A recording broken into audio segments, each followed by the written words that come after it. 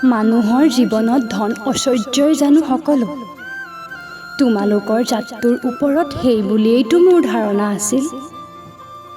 আমাৰ জাতটোক তেন্তে তুমি অলপো চিনা নাই আৰু মোকো চিনা নাই। অলপ সময় মনে মনে থাকি মায়াই কৈ গ'ল, মই মাটিৰ পৃথিৱীৰ মানুহ। কল্পনাৰ ৰাজ্যত সুখ বিচাৰি কোনো দিনেই ফুৰা নাছিলোঁ। স্বৰ্গৰ কল্পনা কৰিছিলোঁ সঁচা, কিন্তু সিও মাটিৰ পৃথিৱীৰ মাজতে মোৰ জীৱনত পাব পৰা এটা নিৰ্দিষ্ট সীমাৰ মাজত। সীমাহীন সুখ সৌন্দৰ্য কল্পনা কৰি তাক এই পৃথিৱীৰ মাজত পাবলৈ আশা কৰাৰ দুঃসাহস মূৰ্খতা মোৰ কোনো কালেই নাছিল। মই যি বিচাৰিছিলোঁ, যি ভাবিছিলোঁ, যি কল্পনা কৰিছিলোঁ, ইয়াতেই সেই সকলো মই পাইছোঁ। বিচৰাতকৈ বেছিকৈয়ে পাইছোঁ। স্বৰ্গ কৰি মানুহ বলিয়া হয়। যদি সঁচাকৈয়ে স্বৰ্গ আছে আৰু সি যদি ইয়াতকৈও বহু গুণে শ্ৰেয়, সুখ, আনন্দ, ঐশ্বৰ্যৰে ভৰাও হয়, তথাপি তাৰ প্ৰতি মোৰ কোনো হাবিয়াস নাই, লোভ নাই।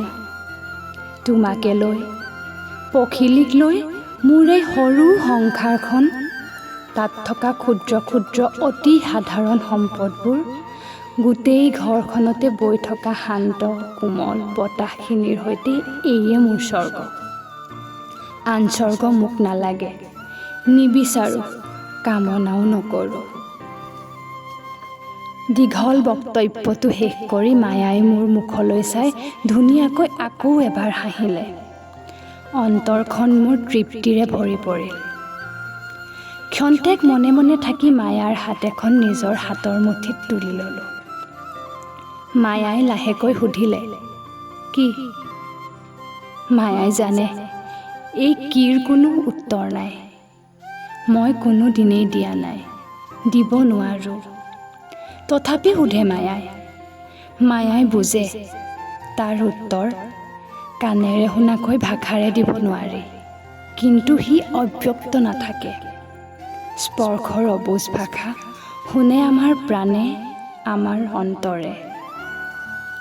মোৰ মুখলৈ চাই সৰুকৈ হাঁহি আনখন হাতো মোৰ হাতৰ ওপৰত তুলি দি মায়াই তাৰেই সমিধান দি, নিজৰ বুলি বলে তুমি আছা বুকুতে, বিচাৰো মই তোমাৰ বনত উমলিবলে।